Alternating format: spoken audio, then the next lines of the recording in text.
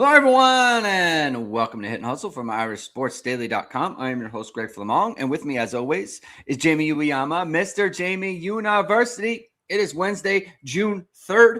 We're here a day early. Jamie is headed off to South Bend. Notre Dame has their Irish Invasion football camp on their campus taking place on Friday, so Jamie's going to be on hand for that. He always gets a ton of good stuff out of it. And you know, on the thumbnail of this video, we've got Tay Johnson, Briante Johnson, and CJ Carr from previous Irish invasions that they attended, and obviously they're stars for Notre Dame right now. Briante Johnson looked a lot more slender than he does right now, so that was kind of fun to look at there. So there's going to be a ton of information to come out of this. So we're happy to send Jamie over. He's traveling tomorrow, so we're recording today. The House Committee on College Football they met today. Pete Bavacqua, Notre Dame AD, Pete Bavacqua testified at that. It seems like it's a lot of talking. Not a lot is going to come out of that because the lawyers will have their say. And the lawyers always tend to win when it goes against the NCAA and Congress or whatever. But we'll talk about that and other Notre Dame topics as well. Thank you, everyone, for tuning in today. If you like what you hear, hit that like button, hit subscribe, and hit the notification bell so you know whenever it is we are going live. As always, the show is brought to you by ESQ Clothing, founded by Notre Dame alum Ge Wang. You've seen ESQ and all your favorite Notre Dame players and coaches, from All-Americans to All-Pros and associates to CEOs. You're in great hands with ESQ's custom clothing. Whether you're looking for the perfect fitting suit, a standout sport coat, or a perfect tuxedo for weddings and galas, ESQ's master tailors blend traditional hand stitching in each garment with Italy and England's best fabrics. Check out God's amazing work at esqclothing.com. Book an appointment to upgrade your wardrobe today. Mention ISD and get 10% off your entire purchase. That's esqclothing.com. All right, Jamie. Headed out to Irish Invasion tomorrow. Some previous iterations. I was talking about the 2022 group that was there. CJ Carr, Cam Williams, Mylan Graham, who is now a Notre Dame football player, Briante Johnson from before. I believe Aeneas Williams was also at that camp. I mean, what a star-studded camp there, Jamie. And so, you know, getting eyes on players and getting a feel for them. This is why, Jamie, you do such a good job with the evals, because you actually take the time, go out there and look at these guys, and you've got an eye for it. So who are we who are you kind of looking forward to seeing? I know the list is limited of who's confirmed is coming, but who are you kind of have a thought on? I want to see this guy at the invasion. Well, I really like the corner, Kamari Kermiti. Yeah. He's a good player. Like, that guy popped for me when I just watched him actually right before. He's someone who stood up for me. I haven't watched a ton of guys yet who are on the list. Obviously, we're just getting stuff right now. I think what I'm looking, it's such a weird thing to say, but it is what it has become. Tight end is like a huge thing for like getting there and getting guys who are like legit tight end prospects. And I mean, Jack Larson was at the 22 camp as well. Jack Larson was at that camp. Christian Bedeker, who ended up signing with Clemson, was there. And I mean, pretty much like Jack Larson, one of the reasons why I think he became a guy that they ended up getting right after. I think he had a huge he was awesome at that camp. He was awesome. And frankly, Christian Bedeker, he was way better than Christian Bedeker at the camp. Like, it wasn't even close. And obviously it's just one camp, but that was, I mean, I had to think like it was something that they looked at, right? And sometimes you see that, right? Like, there was definitely some guys, some D linemen I've seen in previous years too, that I think I was higher on before I saw them in person, and then I saw them after, and I was like, I don't know. And I mean, say same thing for O-linemen, some of the O-linemen who were there last year. I think that was one of the things where I saw Jordan Halter for the first time, and he really kind of or James Halter, sorry. That's where he really popped for me, right? Like, that was something that Jordan is his dad, former Notre Dame player. But that's where I saw him, because he was a guy who played tight end before, and you could just see, and you're like, man, this guy, he's got something. Like, he's got a chance. Yeah, I would say it's just like the tight ends in general. Grant Bowen's going to be there. He's a guy that if people haven't paid attention, he's somebody who's like kind of listed as an athlete, but he's like a guy who played multi-position, but I think he's going to be a tight end, and he's pretty dynamic. Went to the same high school, Catholic, as Dom Hulak. His dad, Matt Bowen's former NFL player, works for ESPN and all that. He coaches at IC Catholic too. He's a really, really talented kid that I'm excited to see. Jack McNamara is a guy who's had a Notre Dame offer for a long time. I'm really interested to see him in person because he's a lot bigger. I want to see how he moves in person because there's a lot of times too, especially I think with tight ends, when you watch them as guys like freshmen, sophomores, you see them, and then it's like they're almost like growing into their bodies and becoming like more athletic as you go along. I know like that was something like Cole Kmet. I remember watching him early on and thinking, I don't know, this guy, he just doesn't pop for me the same. And then you could see like junior, senior, you're like, whoa, he like made big jumps and he just kind of became like more coordinated and was like, just doing a lot more stuff athletically that really impressed me. So I want to see McNamara there because to me, he looks like, he's a traditional inline guy. He's certainly not as dynamic of an athlete, just at least on film, as Bowen, but I want to see what he looks like there. And I really want to see Jordan McKinley is another tight end who's there too, who's he's listed at like 6'3", 225. I mean, on film, he just looks small. So I want to see what his size is. I do like his film.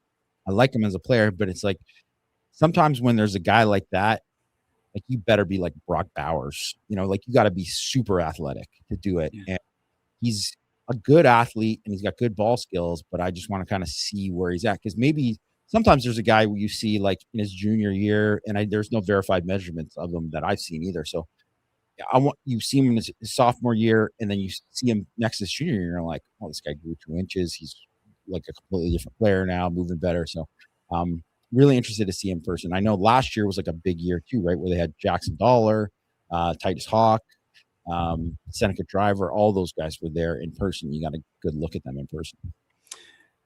So I encourage everyone to follow Jamie's, kind of analysis and his thoughts on irishsportsdaily.com and what comes out of this, because and I'm speaking from my own experience, and I'm sure that's true of fans as well, is because we're in the middle of 27 recruiting, it's hard to focus on the 28 guys because you feel like it's so far away, but from the past and from experience, like these are players that are going to be big names like a year from now.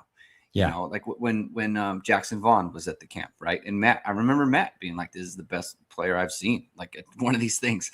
And then he ends up in Notre Dame's class. Like, so just follow it, right? And just kind of take some mental notes on like, these are the guys that Jamie likes, and just kind of follow it throughout the process, because there are going to be names coming out of this camp that Jamie sees that, are going to be big in Notre Dame's recruiting class in the next year. So it's going to be very interesting to track.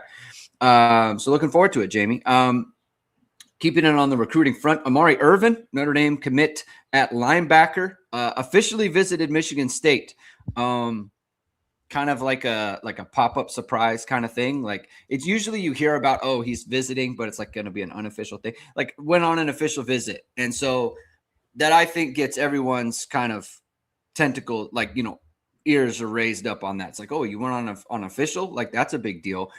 And so I think when we see that and it's a lower rated recruit from the services, you kind of think, well, he's going to be out of the class. I think Notre Dame is pushing for him to stay in the class because I think they really like him. I believe he was set to go to A&M, and I think Notre Dame talked him out of that. But we'll have to monitor things from there on. I'm curious to get your take on this, Jamie, because I feel like sometimes a player who's been committed for as long as Irvin has, and because Notre Dame is after other targets, they can kind of get lost a little bit in terms of attention from the staff, right? Sometimes I feel like a player will do this, not really knowing it, but it's like, hey, I want to get feelers on, like, I'm going to go to Michigan State. His dad played at Michigan State. Max Bulla, who he committed to, is now linebacker coach at Michigan State. There is connection there. And also I think sometimes a player kind of wants to see, like, hey, how's Notre Dame going to react to this? Yeah. Are they gonna push for me, or are they gonna be cool to just let me do whatever? I think there could be some of that going on. We're gonna have to monitor. I was curious to get your thoughts. Yeah, that's a good point actually, because I think there is some of that. I mean, especially like, I mean, I couldn't blame him based on what happened with his brother. For sure. And I think, and it's funny because like everybody brought it up. It's like they're playing the long game of this revenge on Notre Dame, and I don't think that's the case at all. No. But I mean, yeah, they should cover all their bases. Let's call it what it is. They cut his brother. They said they kicked him out of the class. They were like, I don't want him. And yes, there was a change in coaches and all that. So that was like position coaches. So it was different. But there's changes position coaches now. It's not Max Bola anymore. Right. And now it's on to the third guy. And I don't know if like Brian John Marie maybe didn't recruit him. Like, so there is always some of that kind of stuff. Right. And it's very true too that Notre Dame, I mean, you've seen it with guys too. Like, I don't think with like, I think they like Ellis McGaskin, like who was committed before too. Yeah. But they were like, man, you gonna take visits? Yeah, see ya. We're good. Like, I think there is that thing. Well, obviously now it's like crunch time. They need to have enough guys that they want, and nothing's, as Matt has mentioned on the board, there's nothing guaranteed about who else is left, right? So it's like if they lost Irvin, well, they still got to get two other guys. Like they got to get two, and there's really only like probably like 3, maybe 4 guys left that they're really like in on right now. So that makes it, the margins are slim, right? And some of those guys like Caden Henderson, it's like, well, it's tough, right? Like you got to be able to close on a guy like that he's going to get last minute offers here and this and that and all this extra. So I think there probably is a little bit of truth to him looking at that. Just, that's my just reading into it. I would think that's probably not a bad thing to do. The other thing is too, is like, sometimes it's good to just show like, hey, like we still really want you. And like, this is like that. And to be fair, I kind of wondered why. I thought when all the kind of stuff happened that he was going to be someone who left the class then when they were changing things, like just open it up and say, I'm not going to eliminate Notre Dame, but I just want to open things up. Right. And I wouldn't blame any kid who did that. Right. Like, of course you want to make sure it's still known. But it is something like, if you think about it, like his dad went to Michigan State, Max Bull's Michigan State. He's there right now. I'm almost kind of surprised, unless he maybe did it on the sly and he already took visits there or whatever, like that he hasn't been more involved with them throughout the whole thing. So I think it's good. If it's Notre Dame and Michigan State, then I think that's good. And it's just them and then no one else. That is what you want, right? And obviously what they really want is to close it down with him. But that's the thing. He's going to get a chance to go on a official visit here, and then you'll know right then. Right. And it'll be like, they'll say to him like, hey, this is this, what's the deal? Like, like they're going to have the, are you going to shut it down conversation? Yeah. And they'll be honest about that. I mean, Notre Dame has always been upfront with that sort of thing. Yeah. And so that'll be interesting to track. I mean, I think a lot of people want to connect the dots on this. Like they canceled on Sean Fox as well. And they see Amari Irvin looking around. People think, oh, that must mean something for, Henderson or Satelli. And that may not be true, and I think that those guys, like, they're going to go the distance with them. There's going to be hard pulls no matter what. I think Notre Dame could. But it's just like, I don't think the two things are connected. It doesn't seem to be in that case. I mean, obviously it'd be great if Notre Dame was to land Henderson. Where do you have Henderson as far as like, but let's just compare him to like KVA in terms of prospect. I mean, obviously you were super high on KVA. Like, I think you had like talking like Jalen Smith type stuff with him. So where are you at with Henderson? Is he just that type of player? Is he better than that? I mean, how do you view him? I mean, I view him in a similar, like, he's in a similar tier, same kind of tier as him. And if anything too, he's probably like longer. than KVA. Not that KVA is like, obviously a pretty good sized kid, but like he's got like big time, like long, like defensive ends, like 35-inch arms, 82-inch wingspan, super reactive athlete, like just, and also too, like could legitimately grow into like an edge if they really wanted him to be. He could be an edge. So like but he's got Arvell this Reese kind of thing.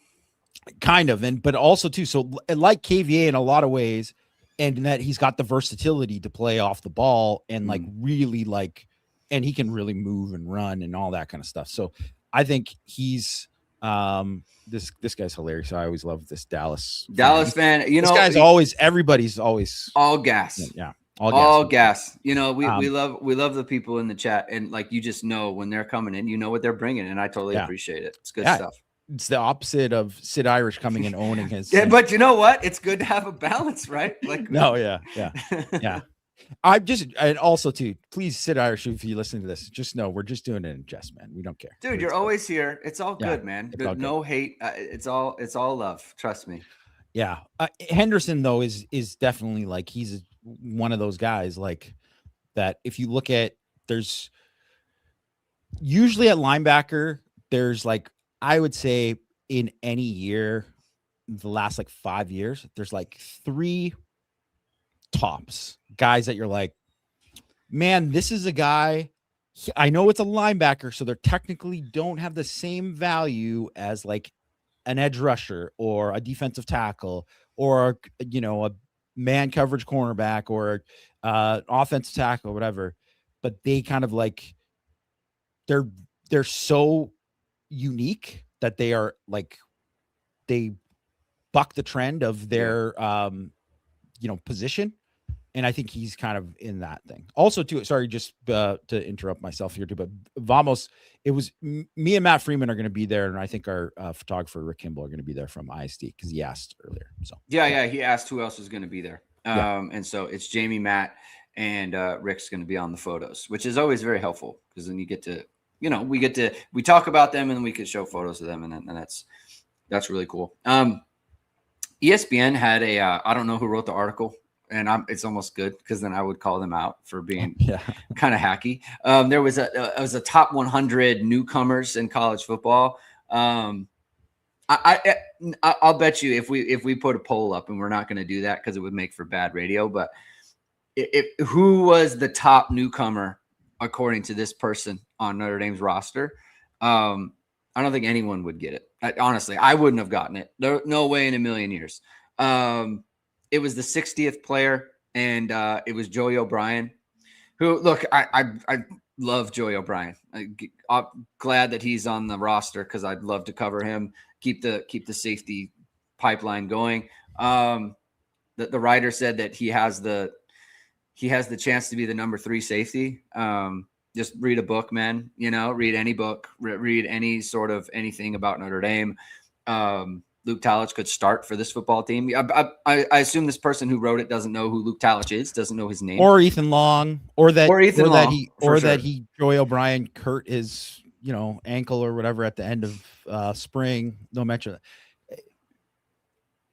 I know who wrote it, and it's whatever. I don't need to name them or whatever, but they're like, there's someone who's in charge of some other like recruiting type of stuff. So that's why they're bringing into their biases in terms of where that's at without knowing kind of the rosters or anything like that. I mean, also it just makes you want to tip your cap to Bill Connolly, who, I mean, it's not like he's like, no one's going to bat 1,000 in terms of knowing like every little detail about a team and all these little things when you don't cover that team day in and day out. But what he does in his preview stuff just on ESPN, and he knows the team. Before, he does. He puts in work, man. You can't, one can say, and people will, because he's nerd and analytics. You can dislike SP plus if you want. That's fine, right? It's not measuring what you think. That's fine. But like, his own knowledge is very good. And so you got to appreciate that, because there's just a lot of people who are in the business, who speak with some sort of expertise, who would put Joey O'Brien as the top newcomer. I do have a question though. After spring, because I don't know that I've actually thought about this. Who would you say is the top newcomer, is going to be the top newcomer on the Notre Dame roster? Transfer or wasn't on the team last year. I would probably say that it's going to be. Oh man, it's tough. There's some pretty good candidates. There's some candidates. That's why I was like, it's actually not an easy question to answer. I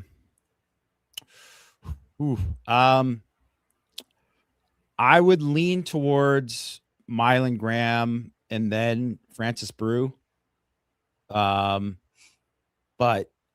like, first of all, again, it's not anything against Joey O'Brien. I think the guy's going to be amazing.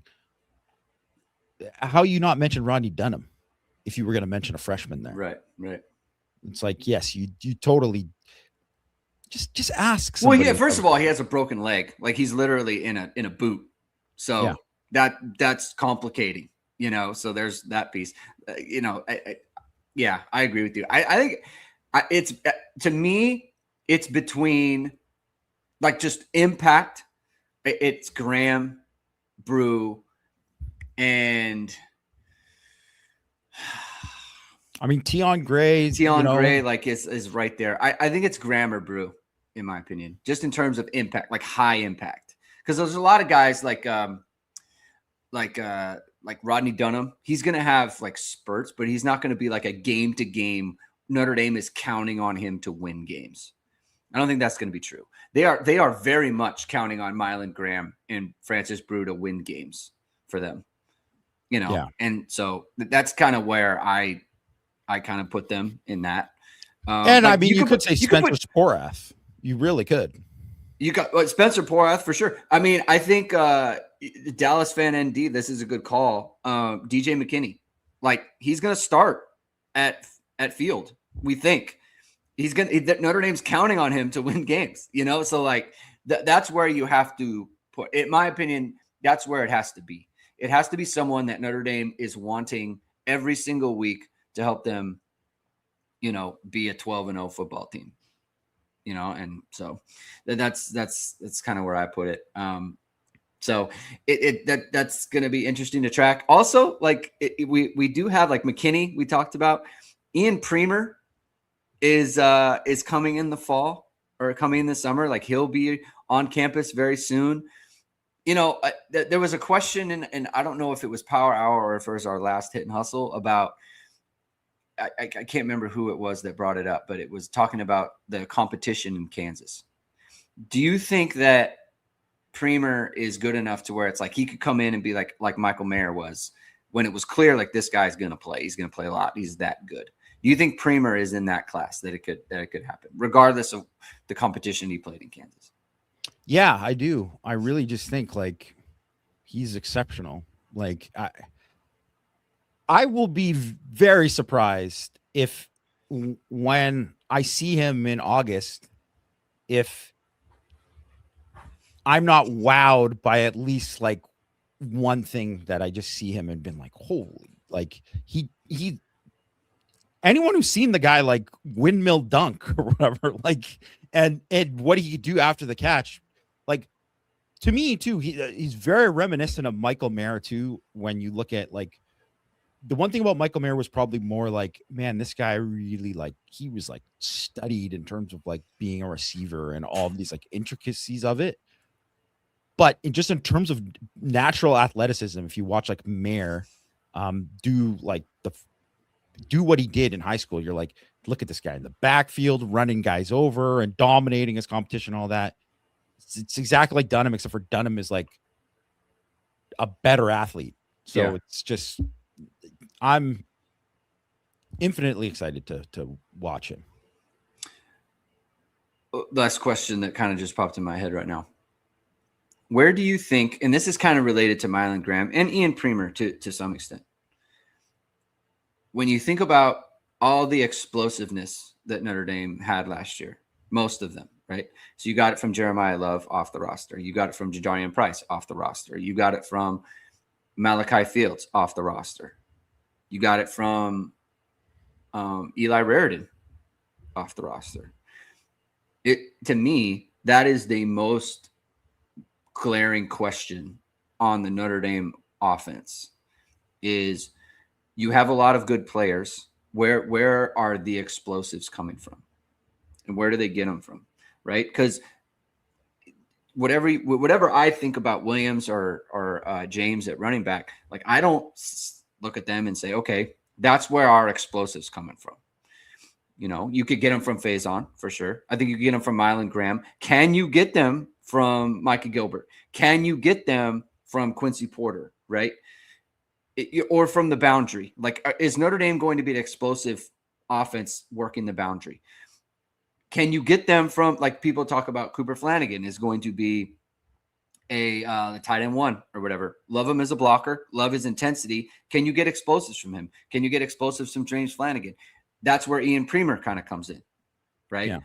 And so to me, it's like explosives are everything. And for a championship caliber team, you got to get them somehow, right? And so I'm not saying Notre Dame, I assume they'll find the answer. And this is where I think someone like Elijah Burris or Bubba Frazier was pulled up in the chat. Like, they do have to find them from somewhere. And that's where someone could get like a niche role on the offense, to where it's like, this guy, Jonas Walton is someone who, it's like, normally you look at them and you say, he's a freshman, he's young, but he can create explosives. And he was explosive in the Jersey scrimmage. And so that sort of thing matters. I mean, that's why Josh Adams popped on the scene, because the guy was hitting 60, 70 yarders, you know, in every scrimmage that we saw. So to me, that's the biggest question for the offense. I'm wondering how you kind of view the explosiveness conversation. Yeah, like I feel the exact same way that you do, that I do think they're going to find them because they just have enough athletes that it's bound to happen. But I can't definitively say like, well, it's coming from this. Like, right. And and obviously when it's Love and Price, you knew like that. Okay, well, they're going to get that from them. And I mean, I do say that, like, it was one of those things that people kind of said about, like, well, Kyle Williams, I don't know if he could do it. And then you're like, oh, well, then he did have quite a number of explosives, right? So it's like, I could see that, you know, happening with Aeneas or Nolan James, and like kind of doing that and kind of like exceeding expectations in that way. But I do think that if you say like, go from like 2015 on and you look at like the best offenses that they had, and you'd say like 2015, it's like, well, Will Fuller obviously was just like dynamic in what they can do, but they also had Procise and Adams in the backfield who could break it. And in 2017, you had Adams was just breaking off long runs after long runs, and Wimbush could do that too, right? And obviously they were totally limited. Like, it was, you know, passing game, they're totally limited, but they had an explosive running game. And then even in 2018, it was like things unlocked when Dexter Williams came back, and I was like, oh, they could have that now. And you get some of it from Boykin.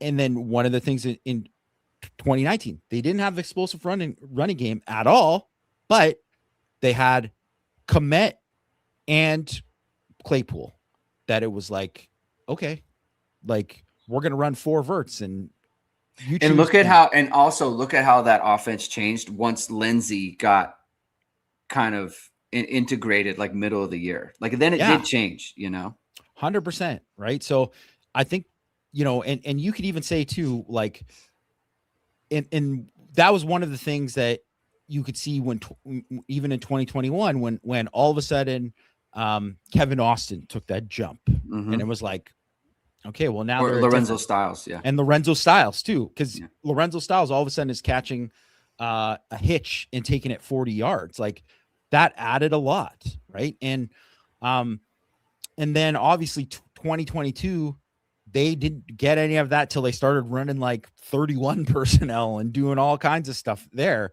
They had to really manufacture it. So it's like, do you have to manufacture it? Do you have to Is it got to be all scheme? Like, how much has it got to be scheme, and how much is it like we just got our dudes are better than your dudes, and that's the thing. Because obviously, when you have that, and then you add scheme to it, it's like, forget it. You can just do what you want. So it's going to be a question of whether or not, like, not a question of whether or not they can get that, because I think they will.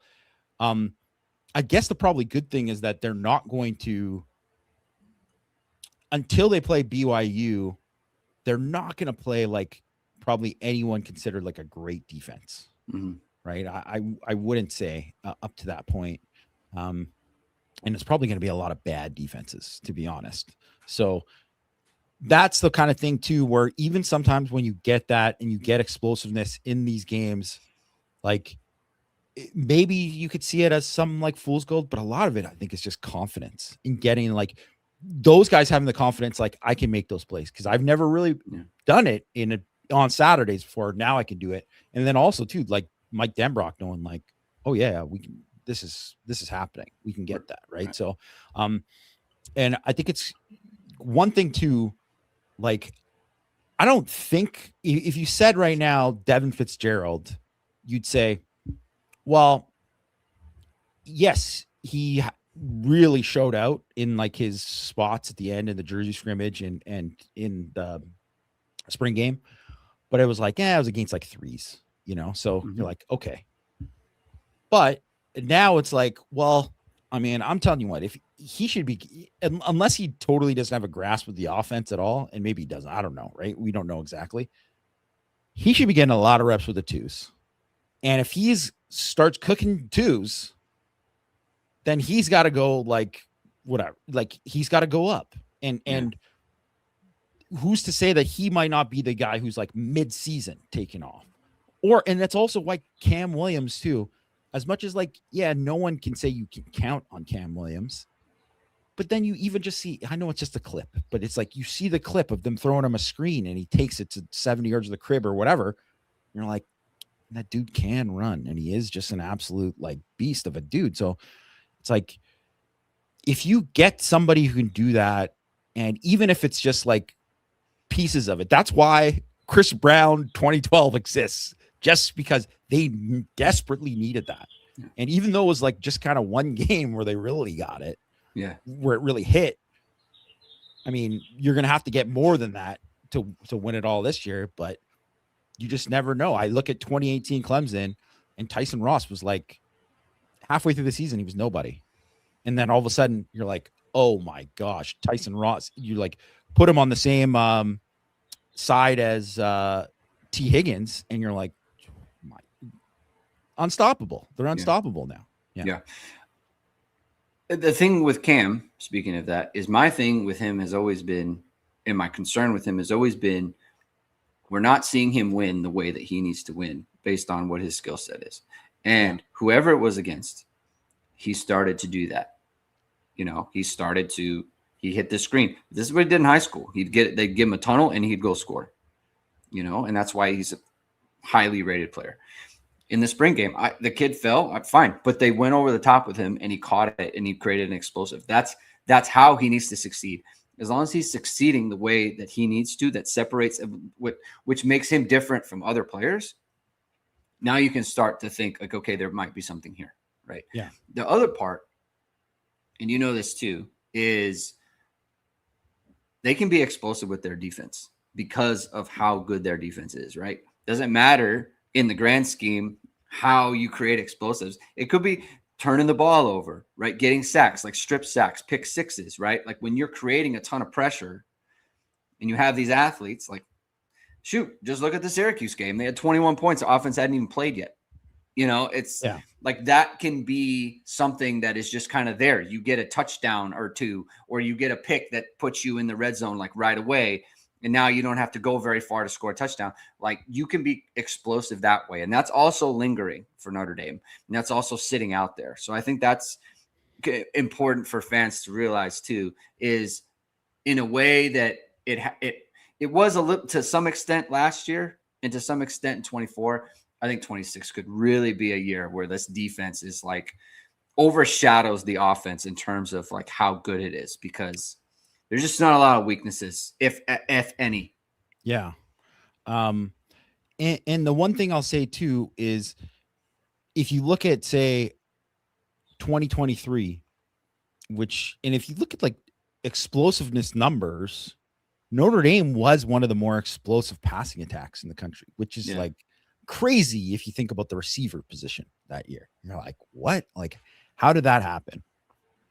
And I do think, I know you've got a lot of flack and some of it deserves, some of it not, but like Jared Parker did a pretty good job of, like, I think scheming some stuff up there, taking full advantage, like took absolute full advantage of Chris Tyree and his skill set.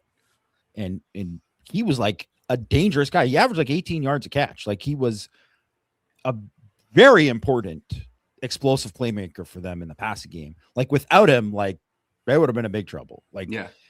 But if you think about it, one of the things that season and why they were a 10-3 team and not anything more was that they didn't have that.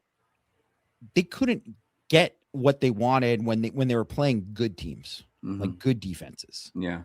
And to a certain extent, Faison coming on at the end of the year kind of unlocked some of that. And wish they would have had that earlier, because I think that would have made a difference.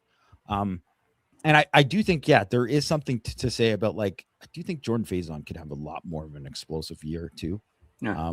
Like you kind of said about, like, before with the Denbrock stuff and, Field and all that. And I do think that, especially if they don't, let's just say Gilbert, they don't think it's like, he's not quite there, or Quincy Porter isn't quite there, whoever is the boundary, like, they don't think he's quite there. It's not like they're going to be like forcing throwing those same deep balls that they were throwing to Fields. No, they're not. They'll throw it to the other side. They'll throw it to the slot, right? They'll do that. And it's also too why you think of like Jaden Greathouse, like, he's the one guy other than like Faison, think about like that big catch in that post in the Indiana game.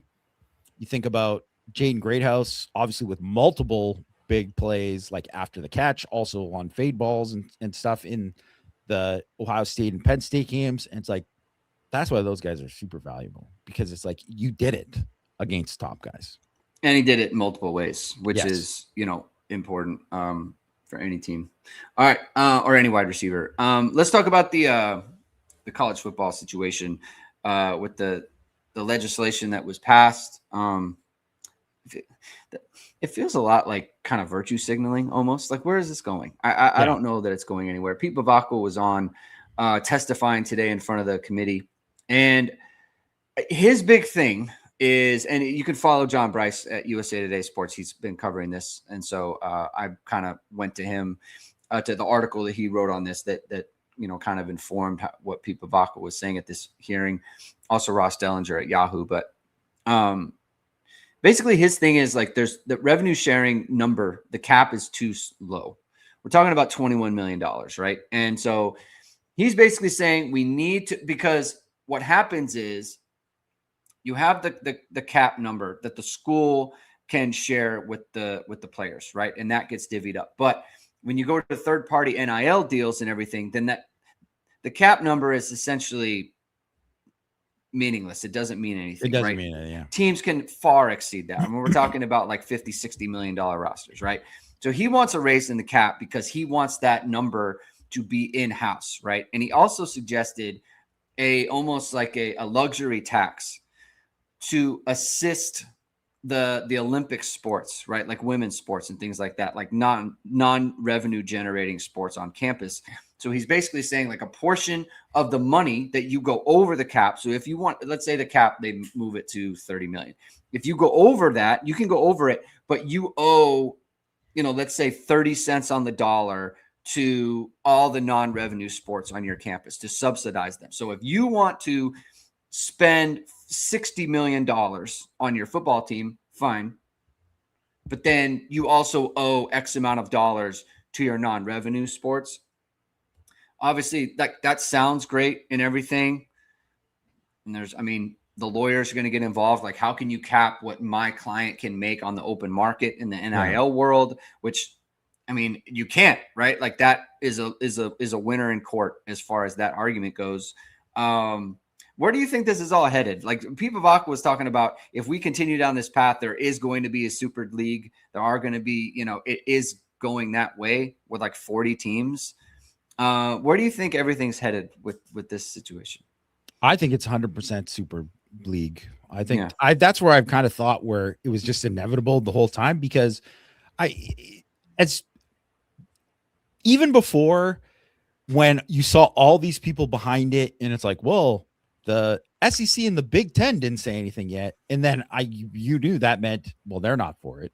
Yeah. And then as soon as they said they're not for it, because anything that takes away from their piece of the pie, they're just not going to do it. It's to me, the problem with college football right now is exactly like Major League Baseball, where there are the crazy, like insane revenue spending teams that are just in a different stratosphere in terms of what they spend on a team. And like the Dodgers comparatively to the Pittsburgh Pirates, they're not even playing the same sport.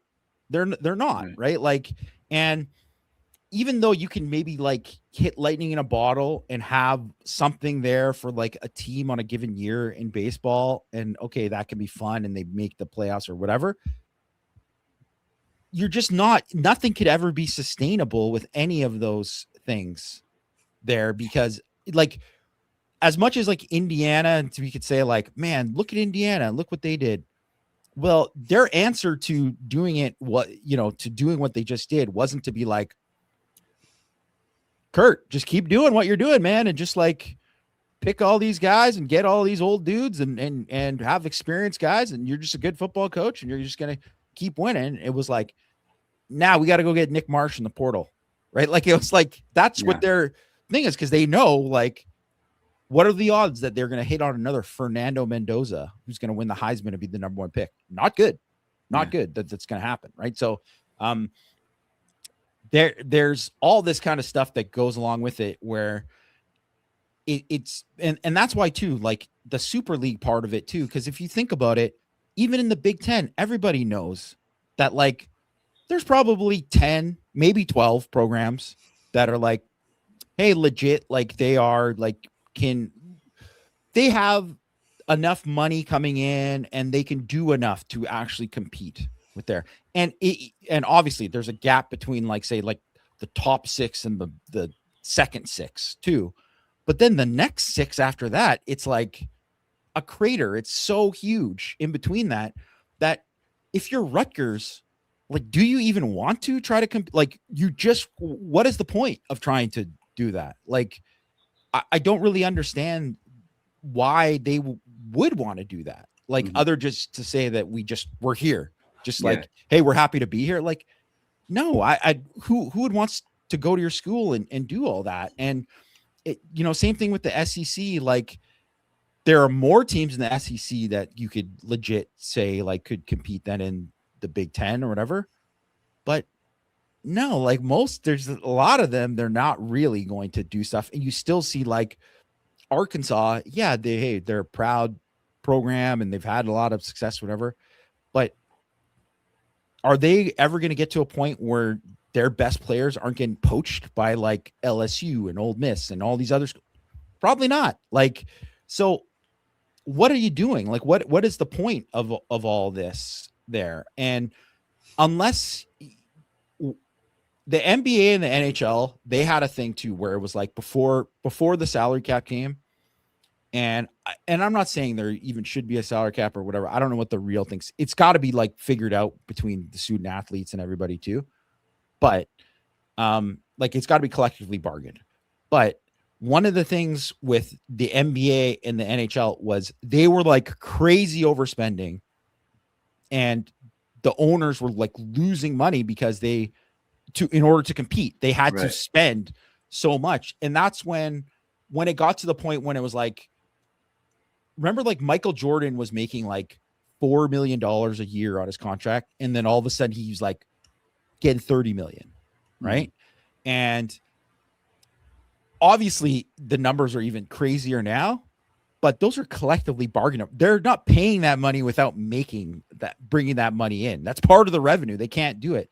And the NHL at one point had like Jaromir Jagr in like the 90s, mid 90s, whatever, signed like a deal where he was getting $11 million a year. And it might not sound like much now, but like at that point, it was like, holy crap, he's getting $11 million a year for like a 7-year contract or whatever it was. And Detroit was spending, I don't know how much, their payroll was like 100 million or whatever it was. And Colorado was spending all this. And it was like, well, that is not sustainable. It was never sustainable. And then when they redid it and they had to do caps that actually went to the revenue, they capped out and was like the highest salary that someone could get was like, 8 million at that start. It was like 20 years ago, he was made like, Jagr was making 11. But it's like, that's what they were doing. It was just, that's how much they were overpaying just to do all of this. And it's like, I do agree with Nick Saban in terms of like, this is what, it is true. Like it is out of control and do this, but in order to get it back in control, they have to like the Big Ten and the SEC have to agree, hey, it's out of control. We're all going to work together to do this, to get it like everything under control now. And we will share revenue and we'll do that and all that. And they're just not going to do that. I just don't ever see why, it's basically anti-American in terms of capitalism and all that to really go in that direction. Which is also funny to me that the government is trying to do this when usually they're all kind of like pushing for some of that, but like it's like, I don't like, it's not good. Like right now, totally unsustainable how everything's going on. And yes, these, sports getting cut, all this kind of stuff it's brutal. Right. At the same time, my wife works in women's, sports, women Olympic sports, and every other country that competes at the highest levels in beach volleyball, which is her sport that she works, but also in just like every other thing, it's the money invested in it that from the own government.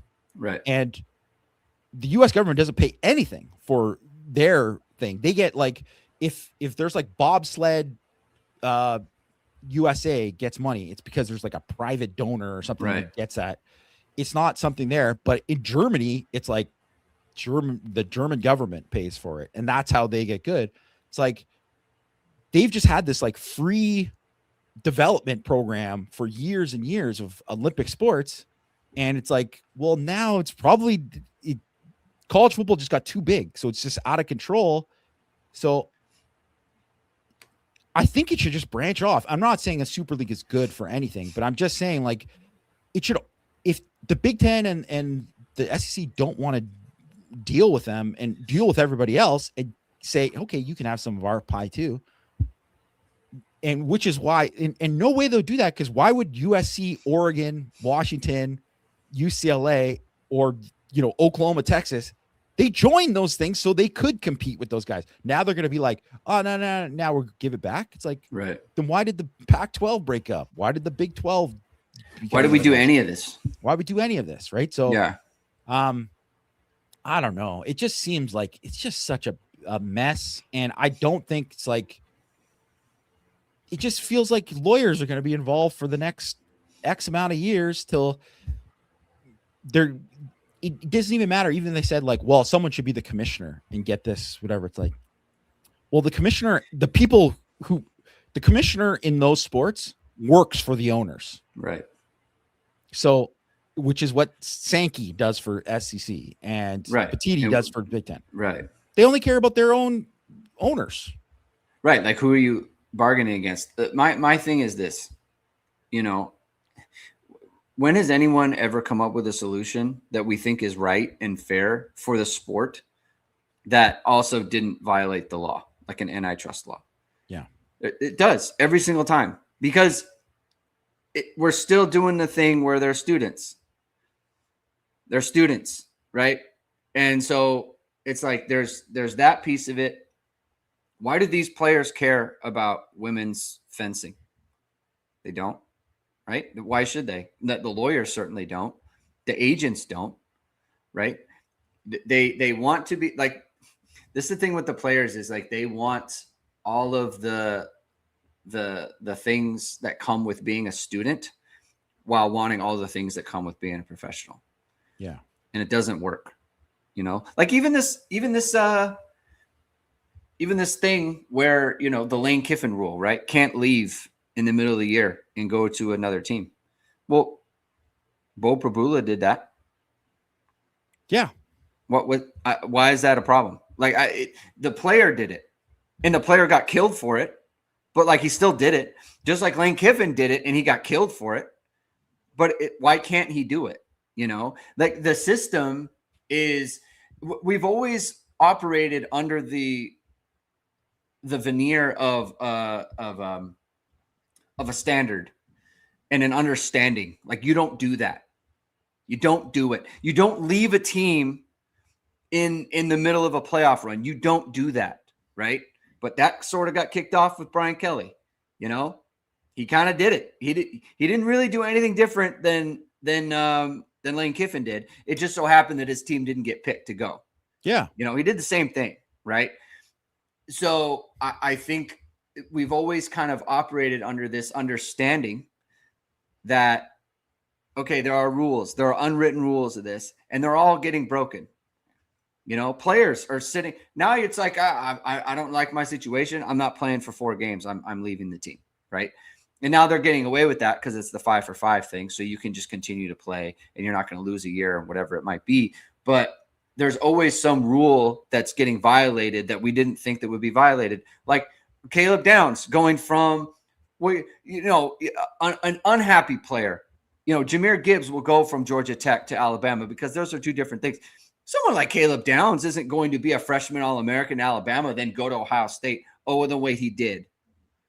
Like teams aren't going to blow $8 million on this quarterback. Oh, no, wait, they did. Right. Like all the rules are getting broken. None of them are getting broken in the benefit of the fans in terms of their enjoyment of everything. They blew up the conferences. And so then what happened? Oh, well, we can't play non-conference games. Oh, now Notre Dame and USC can't play. Right. Because we need our spot in the playoff. Oh, but now, because of that, we need to have more playoff teams. Now we need 16. Now we need 24. And after that, it's going to be 30, whatever. Like it's never stopping. That everyone talks about revenue sharing. There's going to be someone who lobbies against it. And it's going to probably, the players are going to look at this revenue sharing thing and a union and all that stuff. And they're going to be like, well, that takes rights away from me. I don't want that. Right. So I don't know how you come up with a solution that's good for the sport that the players will also agree to and or the lawyers will sign off on. I don't know how you come up with that. And all this talking that's going on in Washington, they're all just virtue signaling. Where is this headed? It's not going anywhere. So, the sport will just continue to be run by Petiti and Sankey and the networks. Yeah. Well, and none of this will stop because the other thing is too is that they can say this today and then tomorrow a story can come out about how they agreed to a 2014 playoff. Like it'll just move on to the next thing. And God, it is insane. People want to know, we're like, whoa, why would Marcus Freeman leave? Whenever it's like, well, look at this crap. Look at all this. It's like, that's why people would want to, because it's the Wild West and you got to do it. Like, and I'm not saying that he's going to leave, but I'm just saying like, that's why people look at it and say whatever. But also too, Nick Saban, pot. We're just sitting here pretending. We're pretending that Alabama just wasn't paying guys the entire time that he was. They weren't paying guys. Also, that they didn't hire like 400 analysts to work for their thing. And so they aren't part of the big thing, give me a effing break. Just because the NIL went up or whatever, it's like, yeah, what about when you were paying $400,000 for a guy to just sit up in the press box each week or whatever, right? Like, give me a friggin' break. Like they were doing it. They were one of the reasons. He is actually right near the top of the reasons for like college football's out of control in terms of whatever, like of staffs and all that kind of stuff. It used to be like they had small staffs and all this kind of stuff. And then he came along, and I'm not saying there should have been bigger staffs, but like they didn't need 36 or whatever they had on the thing. Like, but he did it because he was like, it was an advantage. There's no rules against it. So he just took advantage of it. And also, if he was at Alabama, he wouldn't be doing this right now, because he would be, what he'd be doing is complaining to this billionaire or whatever to get more money so that Alabama could have this 5-star or whatever. That's what they'd be doing. Yeah. Doug Wheeler's asking Amari Irvin what happened with his brother. Was he Cedric Irvin Jr.? Yes. Yeah. So he was he recruited by Lance Taylor? Yeah. And he committed to Notre Dame pretty early. And then he ended up he was like in the class for a long time. I think he was the Jeremiah Love year. I could be wrong. I can't remember, but it was, anyways, he was in the class, and it was like, they were going to take multiple backs. It was him and Daniel Anderson, wasn't it? No, because that was the Justin Thurman year. Oh, right. Yeah. Got it. Okay. Continue. Yes, Adam, it was Justin Ross and not Tyson Ross. Yeah. Anyways, I knew you were wrong, but I was like, I can't remember his name now, so I let it go. I apologize. Yeah, I always get screwed up because I believe how he spelled Justin, which with the Y. Yeah, it was the Justin with the Y, and that's why I was thinking Tyson, whatever. I don't know. Yeah. Anyways, they basically were, Thielen came in, and I'm not trying to put it all on Thielen or whatever, but I'm just saying it was different staff, different. Freeman was taking over. There was a lot of different things going on, and they basically were like, yeah, like, I think you'd be better going somewhere else, because we prefer to take somebody else. And he went to Stanford. He went to Stanford, getting a pretty good education, but yeah. I mean, it was early enough that he was able to get off. Oh, yeah. It wasn't like Notre Dame has never done the thing at the last minute where it's always the most terrible thing ever. Right. Which it's one of those things where even people think like Iowa, no one really thinks of like Iowa as like, man, Iowa did somebody dirty. I mean, other than their racist strength conditioning coach, but I remember they had a quarterback committed from Illinois who was like a 2-star or whatever kind of guy, like not a big time guy. And then like 2 days before signing day in December, they were like, yeah, by the way, you don't have a scholarship. It was like, wow. Like, and it was one of those things, like they could have just done it months and months before. And it just really was pretty crappy of them. Yeah. So that's what the backstory is on that situation. All right. I think we can end it there. Thank you, everyone, for tuning in. If you like what you heard, hit that like button, hit subscribe, and hit the notification bell so you know whenever it is we are going live. Be on the lookout for Jamie's coverage of Irish Invasion on all the prospects that are there and what he thinks of them, and who impressed him and all those other things. And we'll be back next week with more stuff, Power Hour, Hit and Hustle, and everything like that. So, all right, everyone, have a good weekend. We will talk to you soon. Keep hitting and hustling.